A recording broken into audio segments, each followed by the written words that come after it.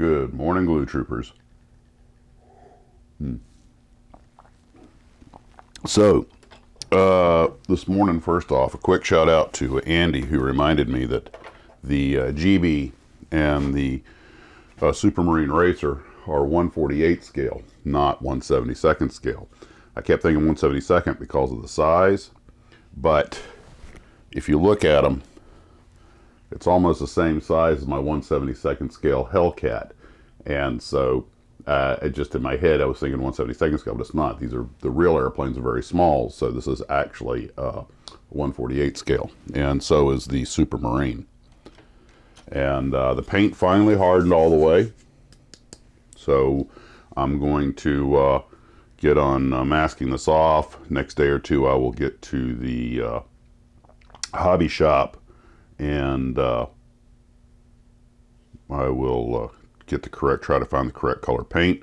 I was told that the trim is actually dark blue, not black, so I'm going to see if I can find a pen or something that will allow me. I might use paint. Just go ahead and paint it. They actually put the impressions of the scallops in the model, which will facilitate things, but it's still going to be a very delicate operation. We'll see how it goes. I haven't 100% decided on the method I'm going to use, but looking forward to getting started on it. If I get a chance today, I'll finish off the, it's 1951 LeSabre.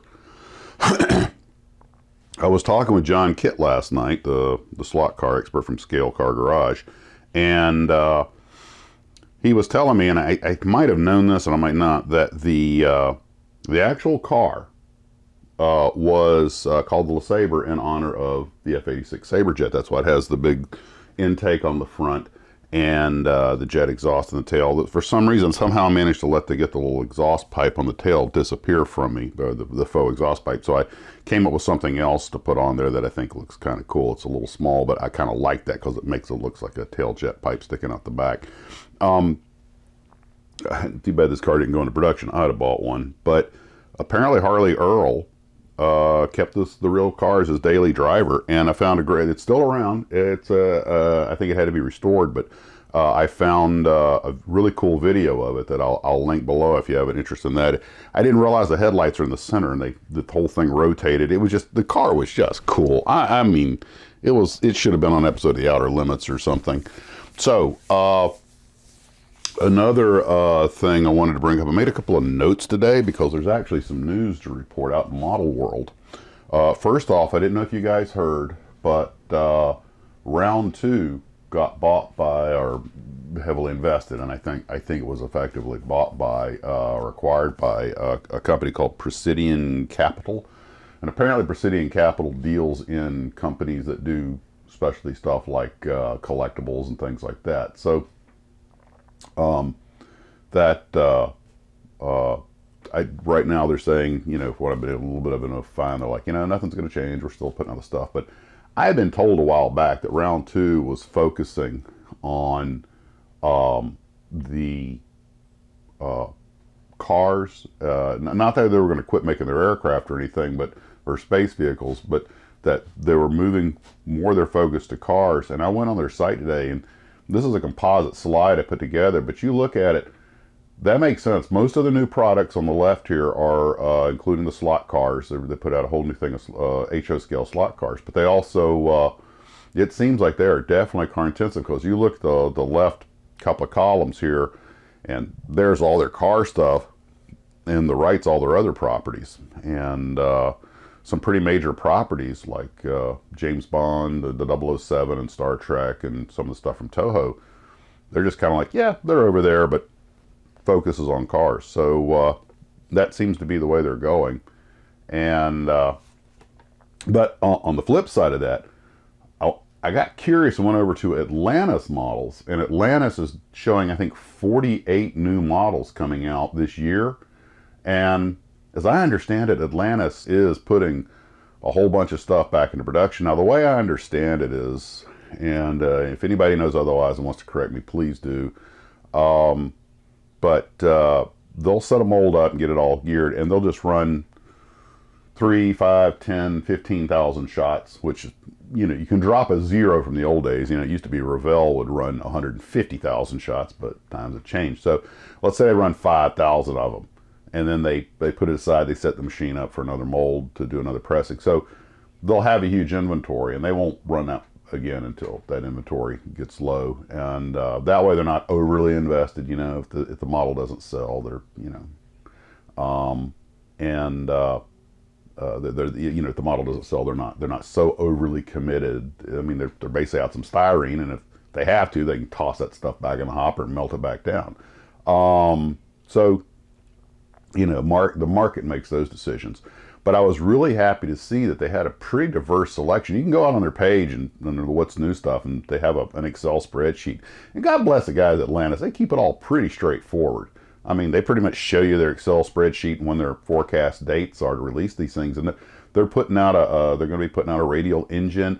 You remember I had been talking about how much we all love the jetliners, the Convair 990 and 880 were so beautiful. Well, somebody had told me that he read that they were going to put it back in production. I looked down the list. Sure enough, there's the Convair airliner going back to production, and I think it's all the 707. So a lot of these for guys like me who love the old jets and everything, and just the vintage kits. You know, here's a chance to get some vintage kits. I really enjoyed building that Patton tank because I don't know if I built it as a kit or not. I don't think so, but just the fact that it was so much of a kit from the era that I was, you know, a really active model builder. It was just fun, and it's a good looking kit, but it's not so detailed that it's, you know, the Atlantis kits are typical of that era. They're pretty straightforward builds like the ones from Glencoe, and I think that's why I enjoy them so much. I never get tired of those things, and then of course, because reasons we've discussed before, they tend not to be too expensive. So I'm real happy to see what's coming out of Atlantis. I'm glad Round 2 is putting a lot of new stuff, well, remade, and according to their releases, they actually put a lot of money in reworking the molds, and I think Atlantis has even cut a couple of new ones. So good on them. You know, they're making some investment here. They're not just slamming old molds in the machine and squishing out what they can. I'm really happy to see that. And there's really something for everybody here. You know, they're still covering the sci-fi stuff being made, the Star Trek, Star Wars, the Kaiju. Round 2's putting plenty of that out. Lots of cars. I'm putting the new Kenworth cement mixer out. Or I mean, the old one that was out before, they're putting it out again. And they talk about how they reworked the molds. Although somebody did tell me that the big Lindbergh hot rod, they bought one and it was just all gray plastic, no chromed parts or anything. So I'm sure you all have your personal technique for you know, type of chrome paint you like to use or something. But the pre-chrome parts, apparently he said, didn't come in. I haven't bought the kit, so I don't know. But anyway, so you know, speaking of model cars, I have been watching the chase scene from Bullitt. I actually did somewhere on my channel, there's a video that I downloaded and re-edited of the chase scene from Bullitt, put to like the Dukes of Hazzard, you know, Good Old Boys song. And I think we all love that Mustang Bullitt, that GT Mustang. But what was that, a 69, I think? Anyway, there are a couple of really good documentaries about filming that chase scene, and I think it's still probably the best real car chase scene to come out of Hollywood, or certainly near the top of the list. But anyway, I was looking at what people were asking for some of these kits, and there were some people are a little silly on what they think, in my humble opinion. I mean, if you can get the money for it, I guess it's worth it to somebody, but sometimes I think what these guys want for these kits is a little ludicrous. So hopefully we'll get some building done today. I got to warm this place up, as you can tell. I know,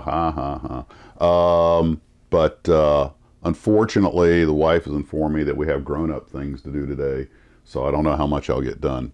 But I won't get started on the GB today. I know that. I will probably, hopefully, get to that in the next couple of days.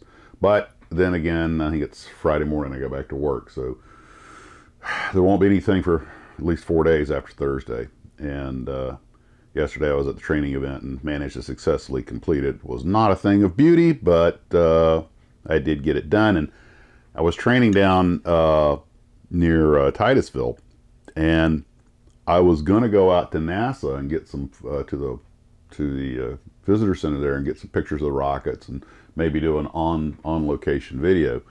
And unfortunately, things have changed. You can't even get into the parking lot without paying now, and so I might have to go get an annual pass or something.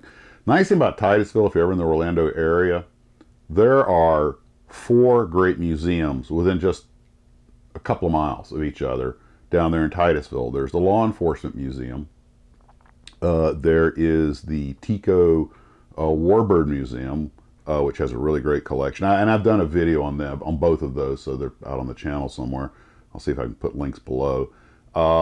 There's, of course, the Space Center and the museums there. And if you can get permission, because since they're a DoD contractor, you can't just go in, but like once a week, if you can make arrangements to attend, Knight Industries has a tank museum there. But they have apparently a pretty impressive collection of tanks and military small arms, but they're also a military contractor, so their facility's secured, so it's very limited. Which brings up something kind of off the wall. If you want to pay extra, you can do the Canaveral tour while you're at the Cape, and you go on to Canaveral Air Station, and you go out to where the Redstones were fired, and they have another rocket garden out there. But there are a whole bunch of really cool restored artifacts, like the Navajo missile and the Snark and a bunch of other stuff, that are in a hangar. But here's the weird part. Even on this tour, you can't go in that hangar. Only people who work on the base and have a badge can go into the hangar and see that stuff. And that is so weird to have all these incredible artifacts that are only available for a few people to see. Because I'd love to get in there. But you can find pictures of it online. There's a lot of photos online. I believe it was a company called Guard Lee, which is up in Apopka. Did a lot of the restoration work. And you want to talk about model building? I visited them one time because I was thinking about having them make some space helmets for that independent film I wanted to make. And it was going to be, I was going to provide the soft suits. They were going to just do the helmets and the shoulder braces and everything, and the chest packs. And those were going to be, I forget how much it was. It was like $8,000 a piece or something, because they have to make the molds and blow it and everything. And so it was a real item. But they do model work there also. They do some of the models you see on display in museums, and they had the molds sitting there, all handmade. And if I remember correctly, I want to say it was a Mercury Atlas mold I saw, and I was like, man, if I could just tuck that under my arm. And they, I think they do them out of fiberglass. I'm not sure, but anyway, just some really, really incredible craftsmanship. They were involved in a lot of the parts they used for making From the Earth to the Moon, and they had to make, I forget what he said it was, I think it was a Mercury, the row of buttons that went inside the Mercury capsule set. And he was talking about how they had to, make the molds and blow all the buttons and everything, and put the lights in them, and it was like, just phenomenal amount of work. You guys do great work, but of course it's very expensive.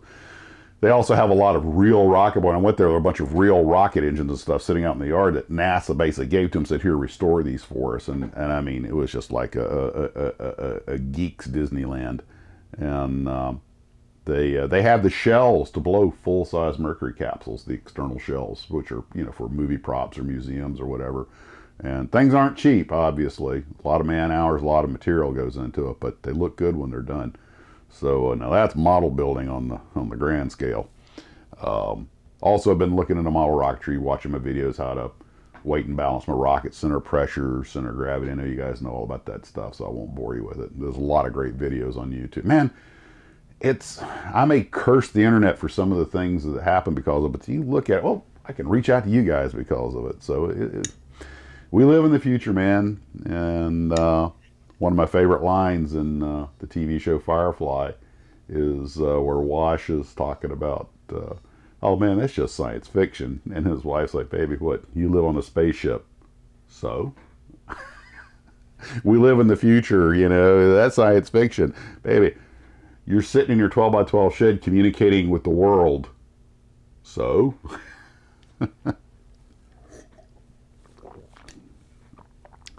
Well, guys, getting a lot of good pictures for the viewers build. If you got more, send them to me. And by the way, just a thought, if you're interested, if you happen to have any pictures of you as a kid or something posing with your models or something like that, or at the hobby shop, if you wouldn't mind sending those, because what I would like to do, if I can get enough pictures, because of course back in the 60s and 70s we didn't photograph everything like we did today, because you had to use film, which was expensive and had to be developed. But I would love to put together a little montage of some 60s bubblegum rock, of of us in the 60s and 70s, maybe even the 80s, shopping for models or posing with our Christmas present model or whatever, just kind of riding our bicycles down to the five and dime to buy them, just a sort of a, nostalgia thing. Just a thought. Anyway, guys, thanks for tuning in this morning, and hope to see you soon, and model on.